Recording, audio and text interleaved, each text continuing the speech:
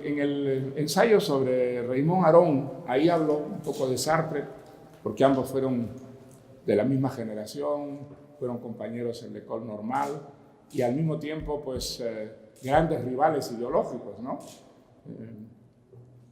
El caso de Sartre, para mí, es un caso, digamos, él tuvo una enorme influencia sobre mí cuando yo era joven. Lo leí con gran pasión, y no solamente por sus ideas filosóficas, políticas, sino también porque las novelas de Sartre a mí me acercaron mucho a lo que es la modernidad en literatura. Yo no había leído, por ejemplo, cuando leía a Sartre, yo no había leído A Dos Pasos, y creo que la influencia de Dos Pasos en las novelas de Sartre fue enorme.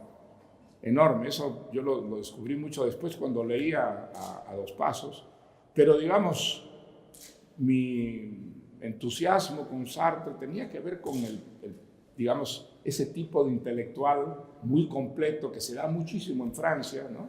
Por una parte un creador, novelas, cuentos, obras de teatro, y por otra parte un pensador con ideas muy identificadas desde el punto de vista político. Y aparte de eso, pues la obra ya filosófica de Sartre, ¿no? Entonces, yo era muy sartreano. Creo que a mí me ayudó mucho Sartre el año que yo fui comunista. Ese año, yo tuve éramos pocos, pero éramos bien sectarios. Discutíamos muchísimo y teníamos ideas que eran pues muy contradictorias. Y a mí Sartre me ayudó muchísimo a no caer, digamos, en el sectarismo, en el dogmatismo marxista. Yo me acuerdo que yo repetía en mi célula pues, ideas de Sartre. Decía, sí, yo acepto el materialismo histórico, pero no acepto el materialismo dialéctico. No creo en el materialismo dialéctico. Eran discusiones muy divertidas porque éramos muy poquitos.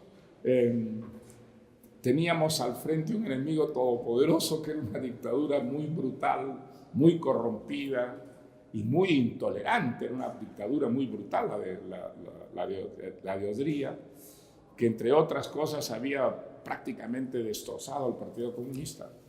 Los dirigentes comunistas estaban o muertos, o presos, o en el exilio.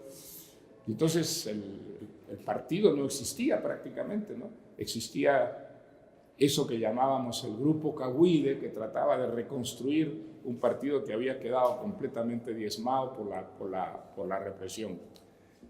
Pero lo que es divertido es que entre nosotros todavía nos peleábamos a muerte por razones ideológicas.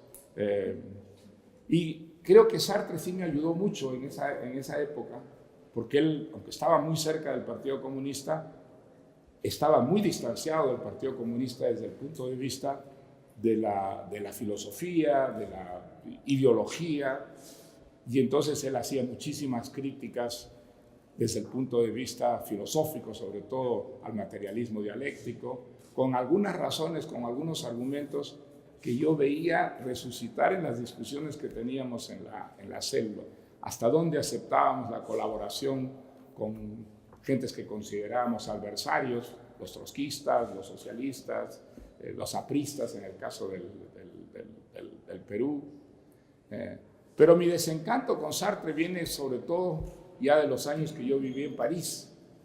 Yo vi ahí a Sartre evolucionar de una manera realmente delirante hasta llegar a defender el maoísmo. Él llegó a defender la revolución cultural china, por ejemplo, y eso ya era inconcebible, ¿no? En esa época había testimonios tan evidentes de los horrores que se estaban cometiendo en China durante la revolución, y él mantuvo esa posición hasta el final, ¿no? Entonces, él llegó incluso, y eso fue una gran decepción para mí, a sostener que se refería a los escritores africanos, ¿no? Que los escritores africanos debían dejar de hacer literatura para hacer primero la revolución y crear unos países donde la literatura fuera posible. Y eso era una gran contradicción pues, con las cosas que Sartre nos había hecho creer, que la literatura podía ser un instrumento justamente de progreso, de cambio, que a través de la literatura se podía transformar una sociedad, ¿no? Yo me acuerdo un ensayo que yo leí con gran devoción, que era ¿qué es la literatura? ¿No? Es un ensayo de Sartre, pues, explicando la función que tiene la literatura en una sociedad, y todo lo que sostenía ahí, al final, él lo rechazaba con esa idea de que un país subdesarrollado no tiene derecho a tener literatura, ¿no? Hasta que deja de ser subdesarrollado, hasta que se convierte en un país moderno, autosuficiente, soberano. Creo que en los últimos años de Sartre hubo como una gran decepción, ¿no? Él creía que la literatura iba a transformar profundamente a la sociedad, y en el caso de Francia no ocurrió así, todo lo contrario, más bien, ¿no? El gaullismo, la Quinta República se impuso, la izquierda quedó muy dividida, muy diezmada por las grandes divisiones ideológicas en el seno de la izquierda. Y creo que eso lo llevó a él a un escepticismo, por una parte, sobre la función de la literatura, y por otra parte a un extremismo que parecía incompatible con un hombre de su inteligencia, de su cultura. Sí, sí. El segundo libro que yo leí en mi vida fue un libro suyo, La Casa Verde, porque mi padre decía que yo no leía nada y me puse hasta ahora para leerlo. ¿La Casa Verde? Sí, y le tengo... Como un castigo. Sí, no, pero le tengo mucha admiración y es un honor estar aquí. Hay una cuestión que le quería comentar. O sea, cuando yo leí el libro, veía como usted confiesa ahí, que es una especie de autobiografía intelectual, y va analizando a cada uno de los pensadores liberales. Pero mi interpretación, que no sé si es la correcta, detrás hay también como un malestar con ciertos aspectos de la cultura moderna, incluso en la cultura liberal. Usted, por ejemplo, ataca allí la intolerancia, el concebir el liberalismo como ideología, no como una tradición, critica el economicismo de ciertas corrientes, y a la vez como esta idea de la cultura de masa y el rechazo al elitismo, a la alta cultura. Entonces lo que le quería preguntar es, ¿qué es eso que le preocupa incluso dentro de la cultura liberal? Porque la impresión que yo tenía era como que, por supuesto que es usted un gran liberal, y yo estoy muy de acuerdo con lo que dice allí, pero es como que si con su obra esta del pez en el agua, cuando usted dice que estaba en la política, pero estando allí se da cuenta de que ese no es como su ámbito, sino el ámbito intelectual, aprecien algo, no sé si estoy en lo correcto, de soy liberal, estoy muy de acuerdo con eso, pero veo allí algunas semillas que me alarman mucho y de vez en cuando criticado. Bueno, mire, el libro es una defensa del liberalismo. Sí, el libro está escrito sobre todo para responder a esa caricatura del liberalismo. Tengo la impresión que eso ha disminuido mucho, ¿no?, hoy día en América Latina, pero cuando yo era joven, la idea que uno se hacía del liberalismo era una idea que no tenía nada que ver con la realidad. Se presentaba al liberalismo como formas extremas de la intolerancia, era la filosofía de la explotación que justificaba todo, desde el neocolonialismo, el capitalismo más desenfrenado. El liberalismo parecía realmente la pura negatividad, era la pura negatividad. Entonces eso era una caricatura pues grotesca del liberalismo, y había aprendido muchísimo, ¿no? El neoliberalismo, o sea, se condenaba tanto el neoliberalismo, parecía que el neoliberalismo era una forma extrema de la visión más egoísta, ¿no?, del capitalismo, del individualismo. Entonces, eso había aprendido muchísimo, eso había aprendido mucho por América Latina sobre todo, y yo creo que en el resto del mundo también. Es una de las grandes victorias de la izquierda, haber denigrado, caricaturizado de esa manera el liberalismo. Entonces, el libro trata de responder a eso.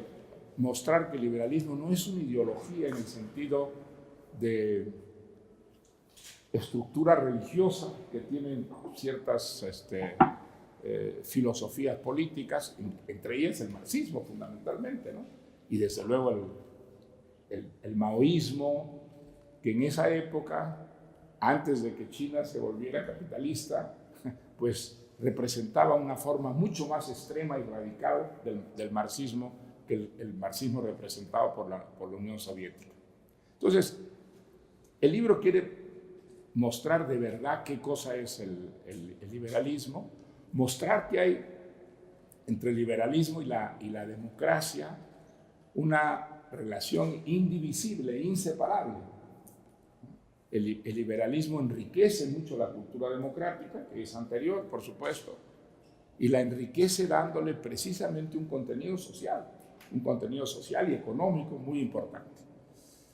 Entonces, esa es una de las tesis, digamos, que muestra el libro, a través de todos estos pensadores, son 7 solamente, que están allí no porque sean los más importantes, sino simplemente porque tuvieron unas influencias muy grandes sobre mí.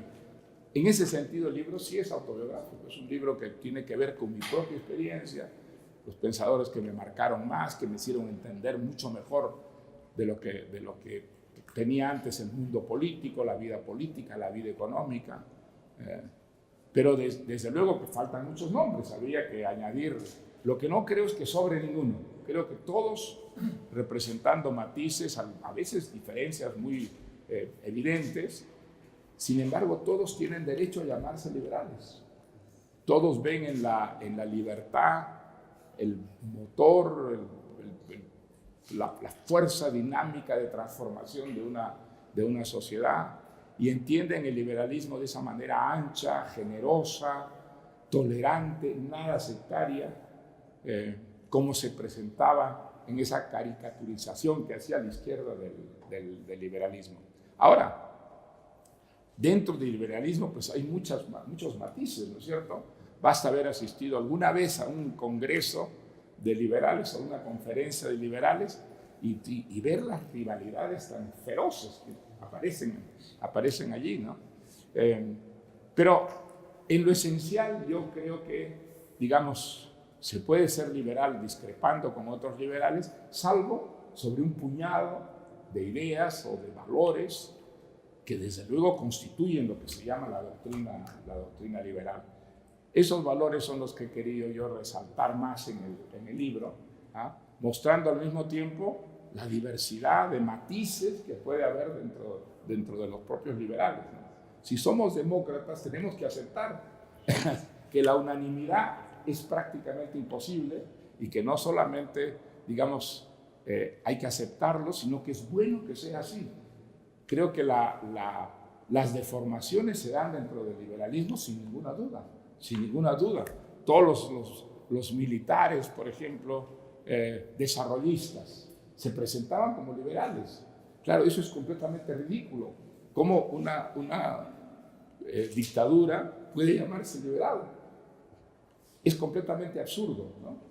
Entonces, por eso yo insisto mucho a lo largo de todo el libro que el liberalismo y la libertad son inseparables y que la libertad no se puede entender como algo que se puede separar del campo político, del campo económico, del campo cultural. No, la libertad es una sola. Ese es un principio liberal. Y el progreso consiste en el ejercicio de la libertad en todos esos campos simultáneamente. Eso es un principio liberal muy acendrado. Ahora, ¿que hay deformaciones? Claro que hay deformaciones. En el Perú, yo cito el caso del Perú porque ahí aparece una serie de jóvenes de pronto en el Perú que se llaman liberales y que están con la dictadura fujimorista, sirvieron a la dictadura, fueron empleados de la dictadura. Entonces, ¿qué clase de liberales pueden ser? Digamos, gentes que creen que sí, el mercado libre es muy importante, pero una dictadura es buena porque va a apresurar los cambios, va a ser... Al final nunca es así. Pero esa es una de las deformaciones del liberalismo que yo creo que los liberales debemos criticar para que no nos confundan. Nosotros estamos por la democracia la libertad en el campo político significa la democracia, y esa libertad es inseparable de la libertad económica, de la libertad cultural, de la libertad sexual para muchos liberales, ¿no? Entonces, creo que, digamos, en el libro los denominadores comunes es lo más importante entre los 7 pensadores, y al mismo tiempo mostrar que hay diferencias y que eso es perfectamente, digamos, natural, admisible dentro de una visión liberal de la sociedad, ¿no?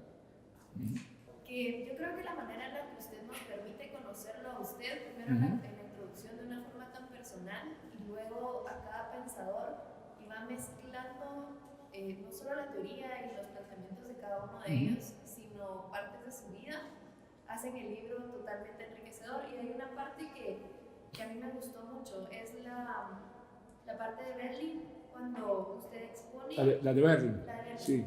Sí, cuando usted expone ese fragmento del erizo y del zorro, y sí, lo clasifica él como un zorro. Sí, sí. Yo quisiera saber si usted nos puede ampliar un poco más el por qué clasificar a Berlín como un zorro y no como un erizo, por ejemplo. Bueno, él dice, es muy bonita la idea, ¿no? La idea es preciosa.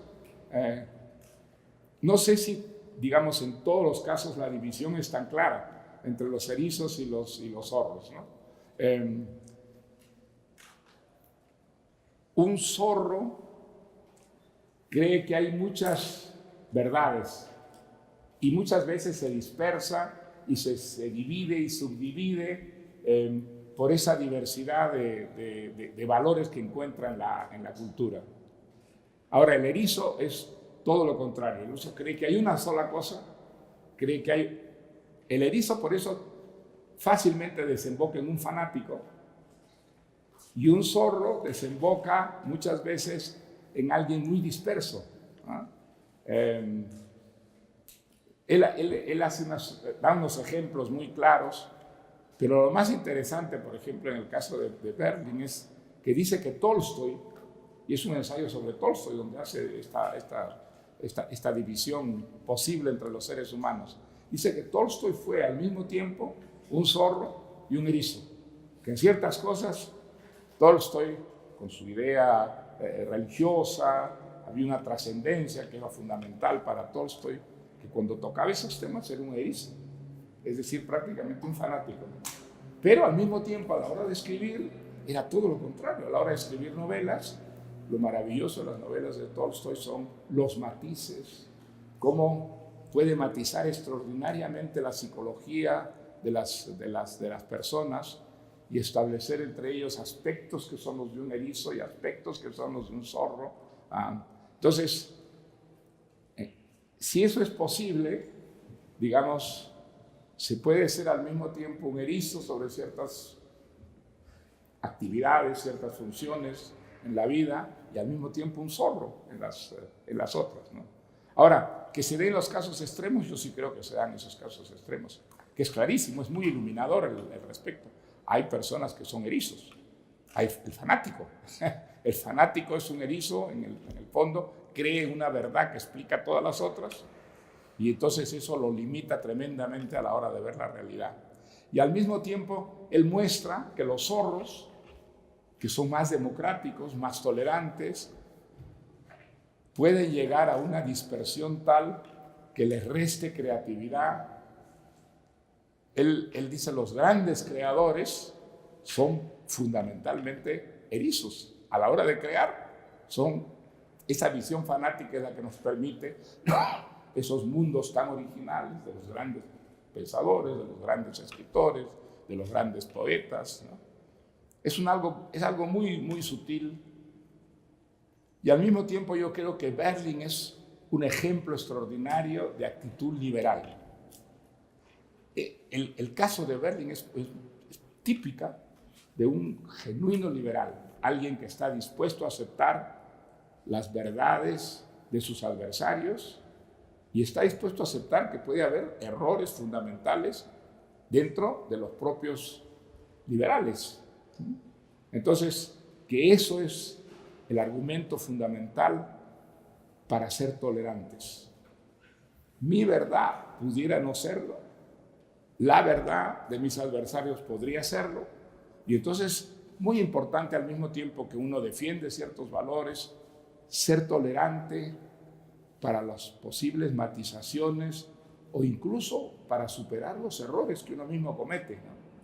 Entonces, esa actitud yo creo que en Berling es permanente, y eso le da a la obra suya pues una riqueza extraordinaria de matices. Ahora, ¿puede un zorro construir una gran obra, digamos, literaria, artística, o tiene el riesgo de quedarse siempre a medio camino por esa dispersión, esa curiosidad en movimiento? Bueno, es interesante, ¿no? Eso es discutible, ¿no? No es una de esas verdades que se impone como irreversible, ¿no?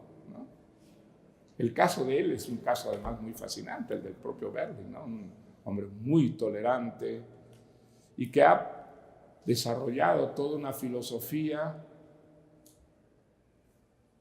en sus elecciones, en el tipo de modelos que ha tenido. El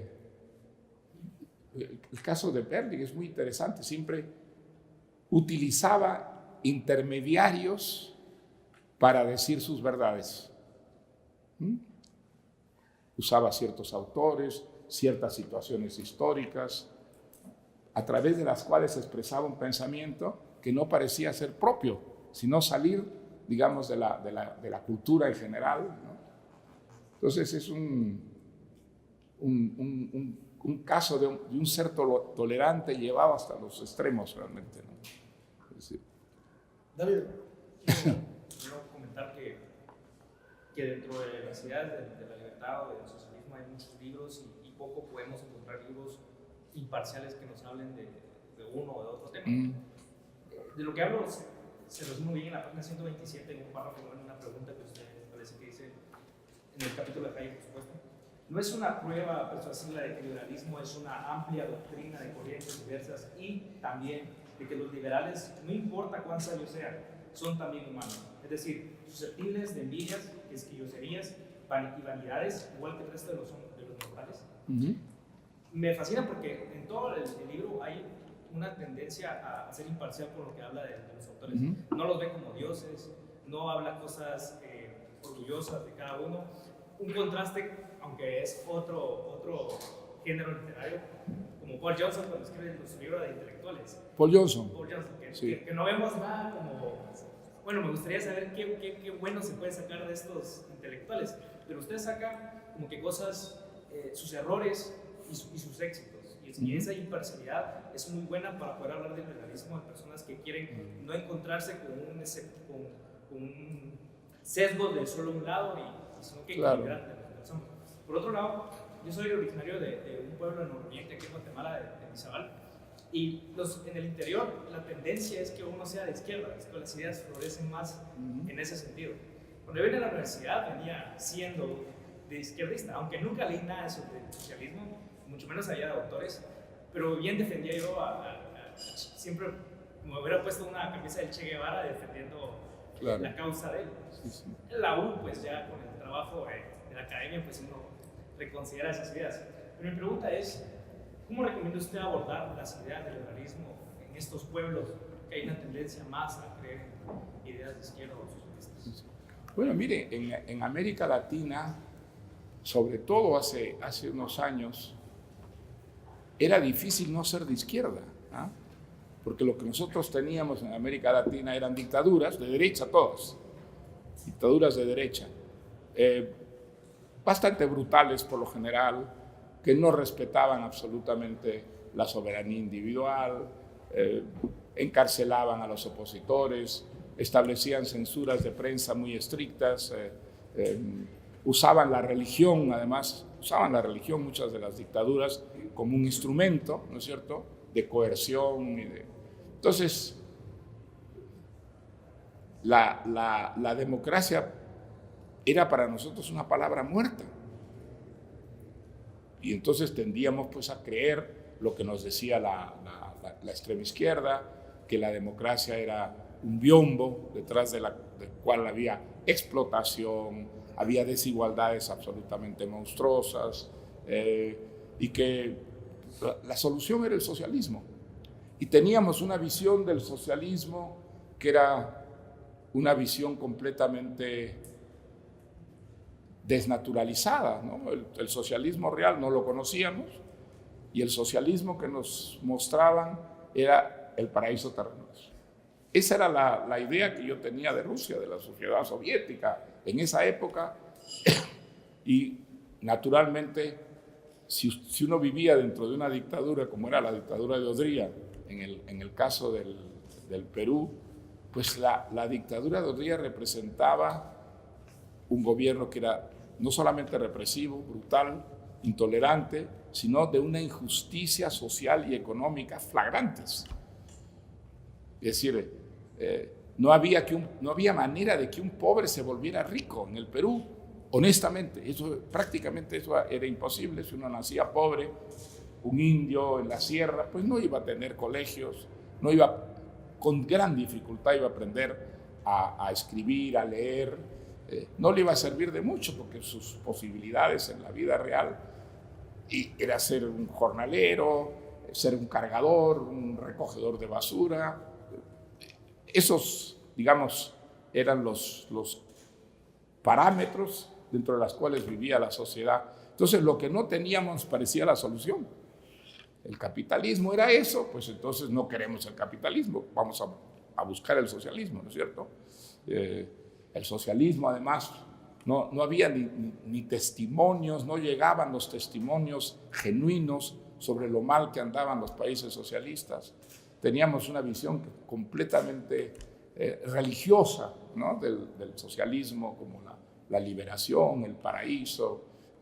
Yo cito ahí un poema de Luar que repetíamos mucho conoces el país donde no existen las putas, los ladrones ni los curas. Era una visión del socialismo muy paradisíaca, ¿no? Pero bueno, eso ha cambiado completamente hoy en día. Hoy día, digamos, sabemos que lo que fracasa no es el capitalismo, es el socialismo. ¿En dónde ha triunfado el socialismo? En ninguna parte.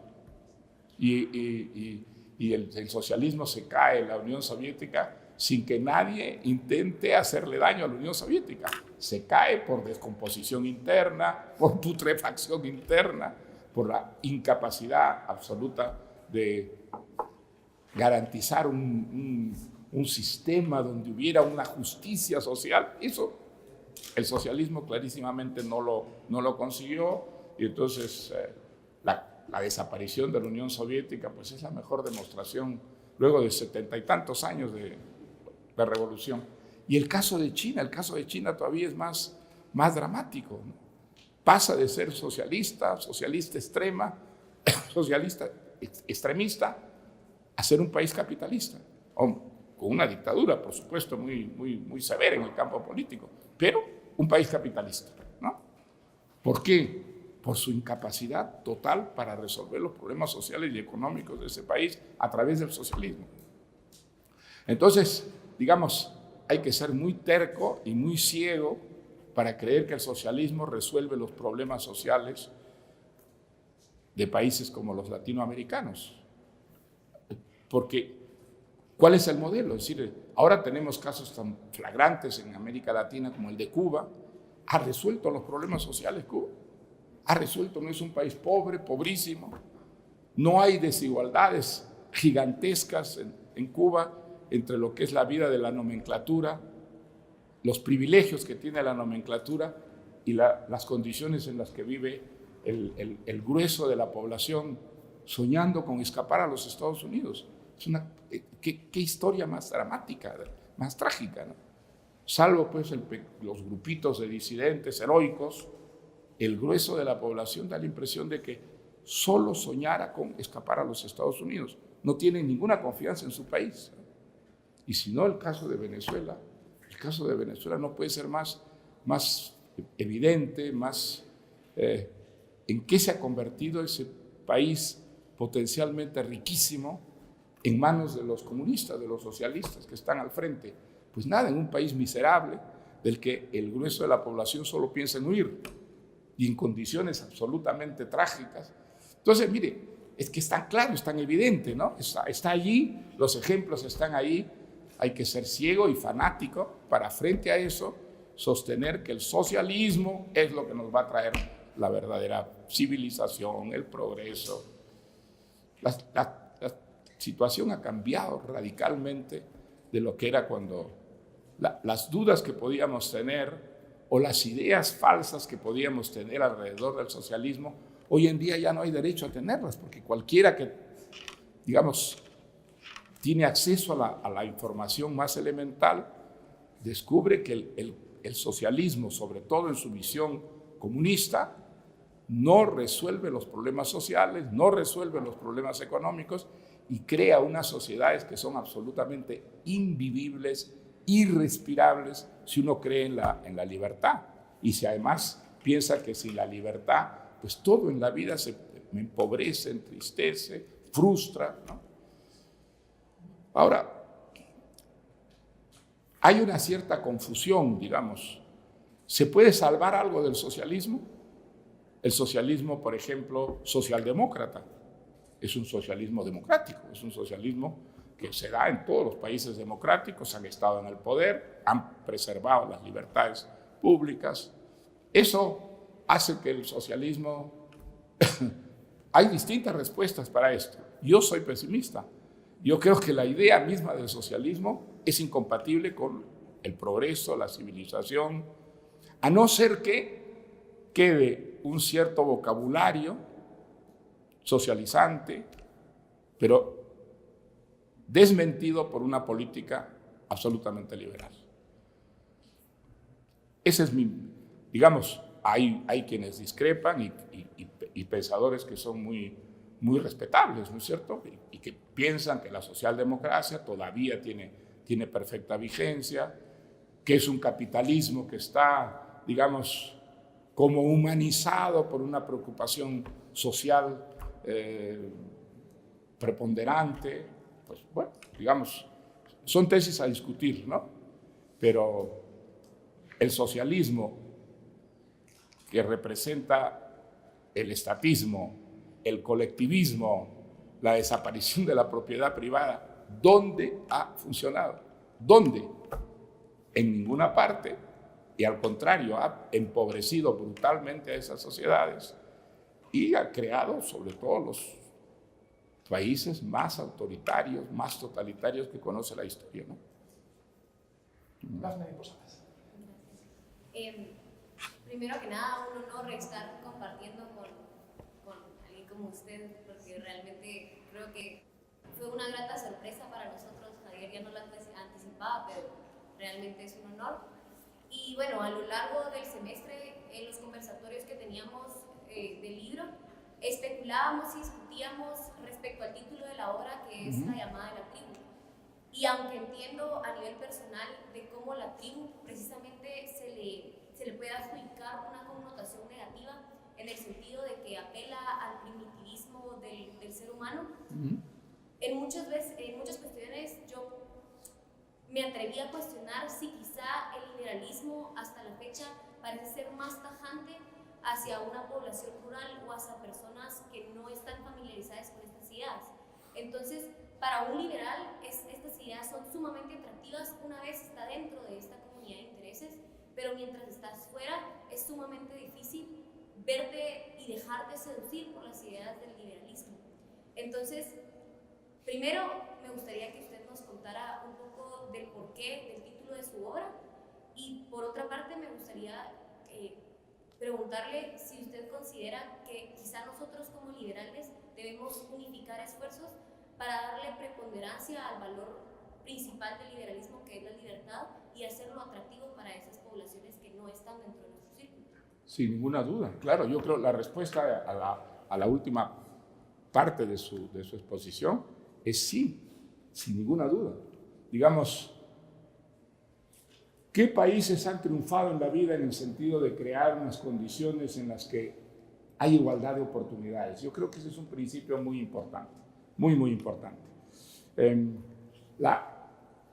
¿En qué consiste la justicia? Para los liberales la justicia consiste en que haya igualdad de oportunidades, es decir, que se arranque más o menos de un mismo nivel, que no haya de partida, de entrada, ya unas diferencias sociales y económicas que sean irreversibles, que es lo que ocurre en muchos países latinoamericanos todavía, y ya no se diga africanos, ¿no es verdad? Entonces, ¿eso se consigue más fácilmente a través de qué? ¿Del socialismo? No. Eso no es verdad, no es cierto. Digamos, y si fuera cierto, ¿dónde están los ejemplos? ¿Dónde aparecen los ejemplos? ¿En China, en Cuba, en Venezuela, en la Unión Soviética? ¿En dónde? ¿En Corea del Norte? Eso es un socialismo extremo, por ejemplo. Muy genuino. Que es una satrapía absolutamente impresentable, ¿no? Entonces, ¿cómo se consigue un punto de partida semejante? Como lo han conseguido los países más democráticos del mundo, a través de una educación a la que sea accesible el conjunto de la población. No, digamos, una educación que esté sistematizada de acuerdo a las grandes diferencias de la población. Vamos a poner el caso del Perú. Hay colegios absolutamente estupendos en el Perú, modernísimos. A esos tiene acceso solo el que puede pagarlos, porque los colegios públicos no son eso. Los colegios públicos dan una educación muy deficiente. ¿Por qué? Porque tienen maestros muy mal pagados, porque las condiciones en las que trabajan esos maestros son condiciones execrables en muchos casos. Entonces, ¿eso se puede reformar? Claro que se puede reformar. Claro que se puede reformar. ¿A través de qué? ¿A través de una educación pública obligatoria general? No, en absoluto. Puede existir una educación pública y una educación privada que compitan. A nosotros los liberales nos gusta mucho la competencia. La competencia hace que justamente mejoren las instituciones, pero lo que es absolutamente fundamental es que haya una educación que de alguna manera restablezca esas igualdades en el punto de partida. En el punto de llegada, no. Eso no es aceptable para los liberales. Quien contribuye más al perfeccionamiento de la sociedad, al progreso de la sociedad, ¿tiene derecho a recibir mejores beneficios? Por supuesto, por supuesto. Ese tipo de diferencias entre los seres humanos corresponden a una realidad. Algunos son más trabajadores que otros son más perezosos, algunos son más inteligentes que otros son menos inteligentes, y hay que, digamos, permitir esas diferencias que obedecen a la realidad de la experiencia humana, pero no permitir que sobre esas diferencias se construyan injusticias de base, injusticias. ¿Se puede conseguir una educación de muy alto nivel en países que no son ricos? Sí se puede. ¿Usted sabe cuál es el primer país en el mundo que elimina el analfabetismo, por ejemplo? El primero es Argentina. Argentina construyó a principios del siglo XX un sistema educativo que llegaba a todo el mundo y que era un ejemplo para el resto del mundo, porque acabó con el analfabetismo. El primer país que acaba con. Ahora, luego, después los argentinos retroceden, pero fue un país que consiguió ese punto de partida fundamental de la justicia, que hubiera una educación pública de altísimo nivel, tanto que la educación privada era pequeñísima en ese momento en Argentina, ¿no? Bueno, eso existe hoy en día en muchos países europeos. Los países nórdicos, por ejemplo, niveles altísimos de educación accesible a todo el mundo. Ese es un punto de partida fundamental para que haya justicia, la justicia social. La justicia social no puede ser que todos ganen lo mismo. No. Ahí hay unas diferencias que se justifican perfectamente, pero sí que el punto de partida sea igualitario. Ese es un principio muy importante del liberalismo, y en ese sentido el liberalismo ha enriquecido enormemente la democracia. Es importante que en una sociedad haya igualdad entre hombres y mujeres, desde luego que es importantísimo. ¿Qué países han contribuido más a acercar a esos dos sectores de la sociedad? Los países democráticos, los países liberales. Sin ninguna duda, no se ha llegado a ninguna parte todavía, ¿no? Aquí hay una igualdad igualdad de ingresos, al mismo oficio, el mismo salario. Bueno, eso todavía no se ha alcanzado.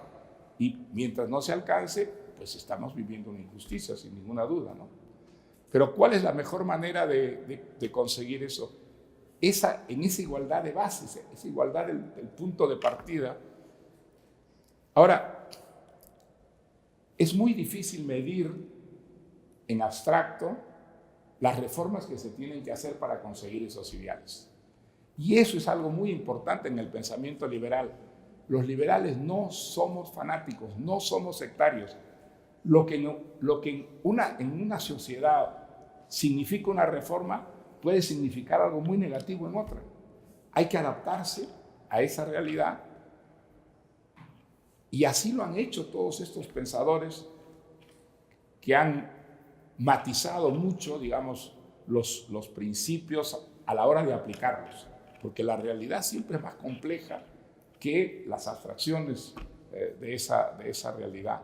Y entonces lo importante es no ser fanáticos, lo importante es aceptar que el mensaje de la realidad muchas veces contradice nuestras estructuras mentales. En eso insiste mucho Hayek, ¿no? Las instituciones autogeneradas. Es muy interesante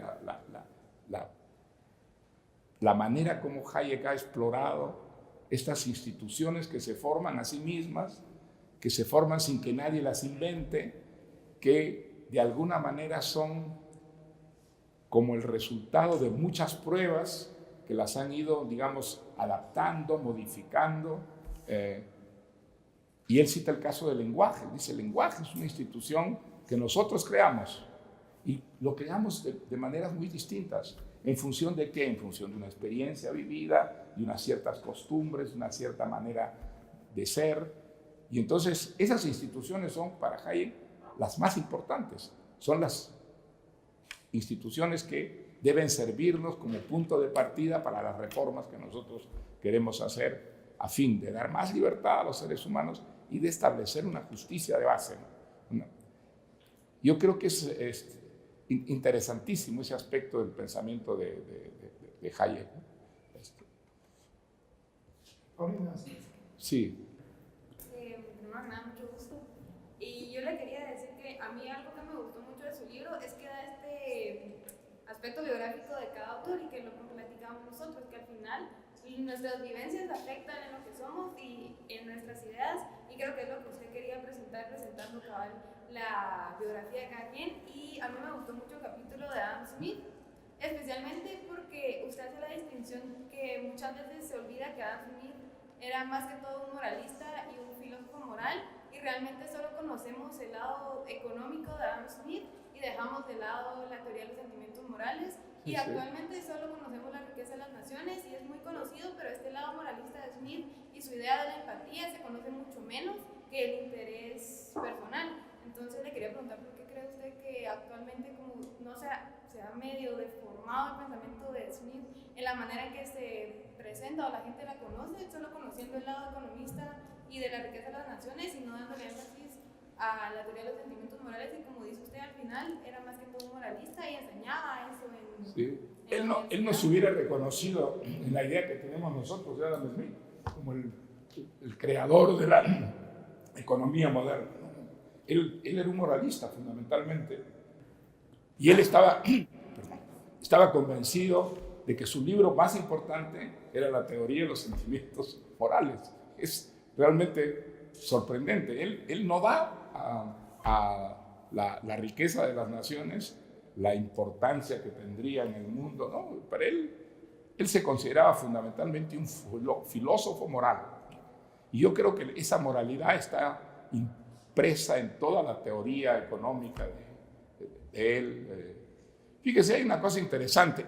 Los liberales, los pensadores liberales, se consideran los pensadores el capitalismo. Bueno, yo no conozco un solo pensador liberal que sea rico. Ahí está la prueba. Miren, los 7, ninguno de ellos es rico. Y algunos son pobres, ¿verdad? Realmente El caso de Popper, por ejemplo. Bueno, Popper vivió buena parte de su vida en condiciones de pobreza y de pobreza extrema, ¿no? Luego ya tuvo con los años reconocimientos que le permitieron, digamos, unos buenos niveles de vida, pero niveles de vida de un rico jamás, nunca tuvo. Y ninguno de los pensadores que aparecen en mi libro es rico, ¿no? Entonces, qué curioso, los pensadores del capitalismo fueron hombres de vidas más bien modestas, ¿no? Su defensa del capitalismo no los llevó a ser ejemplos vivos, ¿no?, del éxito que significa el capitalismo. Todos ellos fueron gentes con una noción muy ancha, muy rica de la cultura, la importancia de la cultura en la vida de las personas. Esa sí es una característica de todos, sin ninguna duda. Sobre eso no hay discrepancias. La cultura enriquece extraordinariamente la personalidad humana y la cultura te permite equivocarte menos. Eso no sé si es siempre cierto. Yo creo que hay casos extraordinarios de grandes inteligencias, de enormes personalidades culturales y que sin embargo se han equivocado. Yo creo que eso es clarísimo. El caso de Sartre. Claro, Sartre, una de las grandes inteligencias del siglo XX, ¿cómo pudo llegar a esos extremos de ceguera, digamos? El caso de Heidegger, por ejemplo, es una cosa también, es el gran filósofo del siglo XX. ¿Cómo pudo ser un nazi?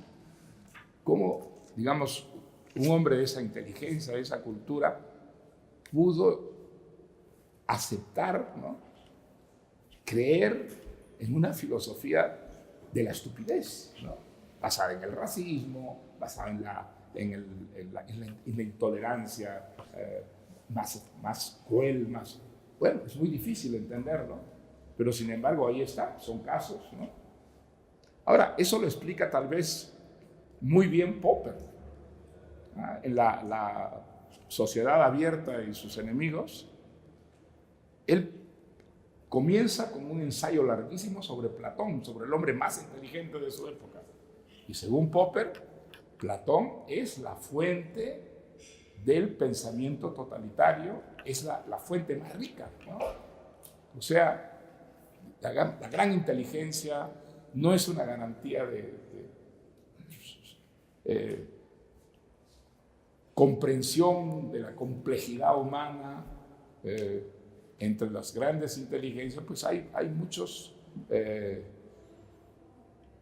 intolerantes, sectarios, fanáticos, que ponen la inteligencia al servicio de todo eso.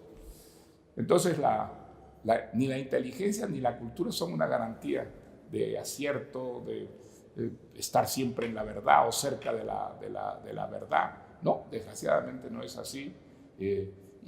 Esa es una idea romántica que nos hemos hecho nosotros de los grandes pensadores, de los grandes artistas.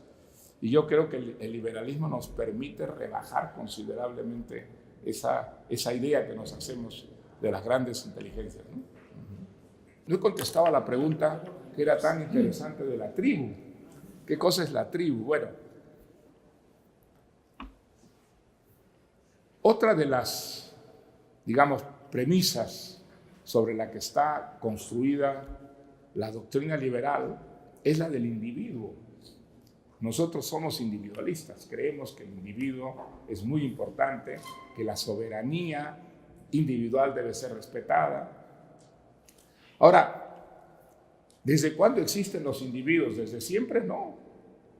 No, en los principios de la historia, el individuo simplemente no existe. Existe la tribu, existe el conjunto que permite sobrevivir a ese pequeño núcleo, ¿no? Esa pequeña sociedad sobrevive porque uno es parte de la tribu. No podría sobrevivir solo, para nada. Al contrario, nosotros pensamos que el progreso humano ha ido creando al individuo, dándole una personalidad que se diferencia de otras personalidades. Y esa, digamos, diferencia es lo que va creando al individuo. Vamos asumiendo al individuo como alguien que tiene derechos y deberes, pero que no es idéntico a los otros individuos que conforman la tribu. El progreso humano consiste en salir de la tribu. La tribu es ese conjunto en el que todos somos parte, porque no podríamos sobrevivir, no podríamos enfrentarnos, digamos, a los terribles desafíos de la naturaleza, de los adversarios, de la supervivencia. Pero el progreso humano va permitiendo que la sociedad se vaya diferenciando en función de lo que son los individuos. Y los individuos no son idénticos, los individuos son distintos. Y mientras más se respeten esas diferenciaciones entre los individuos, más libre es una sociedad. El regreso a la tribu, que existe, el regreso a la tribu sin ninguna duda existe, es renunciar al progreso humano, es renunciar a la civilización, a volver a ser parte de esa masa en la que el individuo prácticamente desaparece. Entonces la idea de la tribu es la idea de la sociedad primera en la que no solo no somos libres, sino que ni siquiera existimos como individuos, porque necesitamos de la tribu para funcionar, para sobrevivir.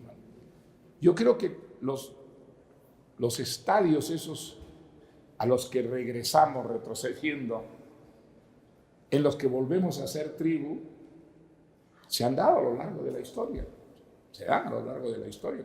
Y en ciertas condiciones es como estimulante ser parte de la tribu, ¿no? Si nosotros somos aficionados al fútbol y tenemos nuestros equipos preferidos, ser parte de los fans de ese equipo nos da esa personalidad colectiva que de alguna manera, en la que de alguna manera reconocemos nuestro pasado, ¿no es verdad? Bueno, pues eso está bien, eso no está mal, a condición que sean periodos momentáneos que de alguna manera nos hacen sentir parte de una colectividad. Pero el verdadero progreso no tiene que ver con eso, al contrario, es muy importante que el individuo exista, que tenga un pensamiento propio, que defienda sus costumbres, y una sociedad verdaderamente libre reconoce a los individuos en toda su diferenciación, ¿no es verdad? Entonces, la tribu es el horror. La tribu es todo aquello que hemos superado, que hemos dejado atrás en nuestro progreso hacia la verdadera civilización, ¿no? Entonces, pero el llamado de la tribu está allí siempre. Siempre sentimos, fíjense los alemanes cuando aparece Hitler, renuncian a ser esa sociedad de seres libres e independientes, pasan a ser una masa que el líder manipula, adapta de acuerdo a sus propios caprichos. Y en el fondo de todos nosotros hay una cierta nostalgia de no tener que pensar, de no tener que decidir todo el tiempo. Qué bueno ser parte de una masa que no tiene que tomar decisiones por sí misma, que las decisiones las toma el amo, el líder, el caudillo, el poderoso, ¿no? Bueno, esa sociedad no es la sociedad que defendemos los liberales.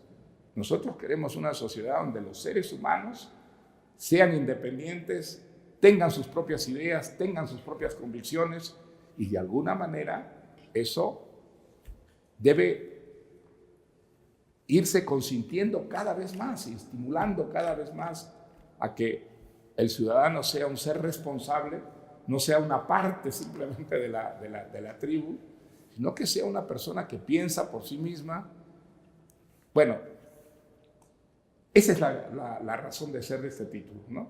El llamado de la tribu está siempre allí, y el liberalismo trata por todos los medios de superarlo, aunque sabe que nunca va a desaparecer del todo, que siempre habrá allí esa nostalgia secreta de volver a ser parte de la tribu y no tener que tomar decisiones. Es decir, No ser libre, qué agradable, ¿no? Qué bueno no ser libre. Pero eso para una sociedad es una cosa absolutamente trágica, ¿no? Cuando un señor como el comandante Chávez aparece y más de media Venezuela cae rendida, ese es un regreso a la tribu. Ese es un retorno a la tribu sin ninguna duda, ¿no? Pues eso no puede ser el ideal, porque las consecuencias sociales y políticas de eso ya están a la vista, ¿no? Yo creo que el populismo es el gran enemigo de la libertad en nuestro tiempo, porque es un peligro sinuoso, ¿no es verdad? Viene envuelto en cosas que son muy atractivas. Si a usted lo convencen de que las cosas se pueden resolver hoy día, mañana, ¿para qué esperar 10 años? Y un populista pues le dice que las cosas se resuelven, que para todo hay una respuesta rápida, inmediata, como dice Trump, por ejemplo. Trump es clarísimo, todo está claro, todo es rápido, todo se puede resolver rápidamente, con voluntad, con energía. Bueno, ese es un canto de las sirenas que nos conquista muy rápidamente. Qué bueno que se pueda resolver todo rápidamente, ¿no es verdad? Que haya una respuesta a través de la energía de un individuo para todos los problemas que se suscitan. Bueno, eso no es así, eso no es verdad. Eso no es verdad. Entonces, aceptar que eso es cierto es aceptar que los demagogos, gentes como Trump, como Chávez, pueden seducir, digamos, a una mayoría y empujarla por un camino que a lo que conduce es a la frustración y al fracaso más terribles, ¿no? Entonces, hay un, digamos, populismo de derecha, hay un populismo de izquierda. Yo creo que son igualmente peligrosos. Es una fraseología que tiene que ver con el voluntarismo, pensar que con la voluntad se pueden resolver todos los problemas. Fíjese que vivimos en una época en que todos los problemas se pueden resolver efectivamente. Esa es una realidad. Hombre, hay sacrificios que hacer, hay esfuerzos que se exigen para resolver los problemas. Pero lo que es mentira es lo que nos dicen los populistas, los demagogos, que todo se puede resolver instantánea, rápidamente, a través de la voluntad, de esa energía del líder, ¿no?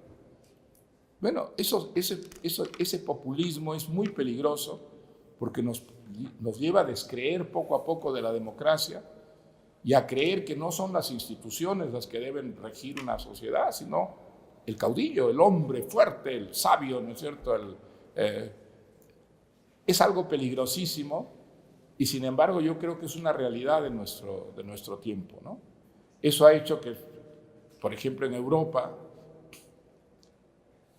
donde la democracia sí está muy, digamos, asentada, sólida, ha traído muchísimo progreso, extraordinarias posibilidades en el campo económico, en el campo político, en el campo social. Y sin embargo, fíjese el rebrote de los nacionalismos en Europa, que es una cosa muy evidente, ¿no? Y si hay un continente que ha padecido los estragos del nacionalismo, ha sido Europa. La vida entera se la ha pasado guerreando con naciones más o menos próximas, semejantes, por el nacionalismo. Y sin embargo, el nacionalismo que después de las 2 guerras mundiales, pues pensábamos que estaba superado, resucita el nacionalismo con toda la demagogia que forma parte esencial del nacionalismo. Y yo creo que el nacionalismo es uno de los elementos, de los ingredientes centrales del populismo, ¿no? Fíjese el nacionalismo en los estragos que ha causado en la historia latinoamericana, ¿no? Nosotros hemos pasado la vida guerreando, armándonos para guerrear entre nosotros. El gran atraso de América Latina en gran parte viene del nacionalismo, ha impedido que nos unamos, ha impedido que funcionen los tratados de libre comercio en la América Latina. No han funcionado nunca. ¿Por qué? Porque el nacionalismo era el gran obstáculo que había que superar. Y el nacionalismo pues, es un instrumento que es muy persuasivo, apela a los instintos más básicos del ser humano, ¿no? Es mucho mejor sentirse bien rodeado de los que son idénticos a nosotros y no de los otros, ¿no? Esos que el nacionalismo convierte en adversarios potenciales, en enemigos en determinados instantes. Entonces, combatir el nacionalismo es combatir la tribu. El nacionalismo es la expresión máxima de lo que es la tribu, ¿no es verdad? Yo creo que ese es uno de los problemas mayores que tenemos que enfrentar hoy día. Hay, por desgracia, una tecnología que está al servicio de todas las mentiras, de todas las falsedades que forman el populismo, ¿no? Hay el mundo de la posverdad. ¿La posverdad? ¿Qué cosa es la posverdad? Son las mentiras. Son las mentiras disfrazadas de verdades, pero son las mentiras. Y entonces, eso en política su expresión es el populismo. Y fíjese que no hay sociedad que esté realmente vacunada contra el populismo.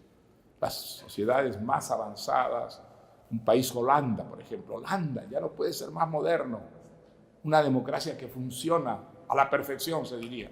Y sin embargo, ¿cómo se explica uno que en Holanda un partido nacionalista hoy día sea un partido mayoritario? ¿Eso qué significa? Significa que el regreso a la tribu siempre está allí, siempre es posible en los países más civilizados. En un momento dado, los demagogos claramente saben agitar en la personalidad esos sentimientos que son unos sentimientos profundamente reaccionarios, regresivos, que nos regresan a la tribu. Bueno, pues esto está ocurriendo y los liberales tenemos la obligación moral, intelectual de enfrentarnos a esa forma de barbarie, porque eso nos retrocede a la barbarie, ¿no? Entre Europa y Latinoamérica, yo diría que en Latinoamérica está más avanzado ambas cosas, el nacionalismo y el... Bueno, el nacionalismo siempre existió en América Latina, ha sido la gran, digamos, arma de los demagogos, ¿no? Lo nacional, defender lo propio.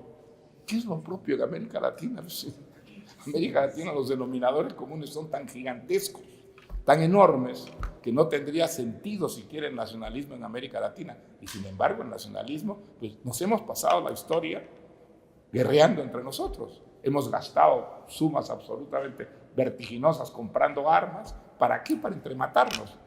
Ya existe algo que realmente separe a un salvadoreño de un guatemalteco. Es ridículo, es ridículo. Las diferencias son completamente insignificantes en comparación con las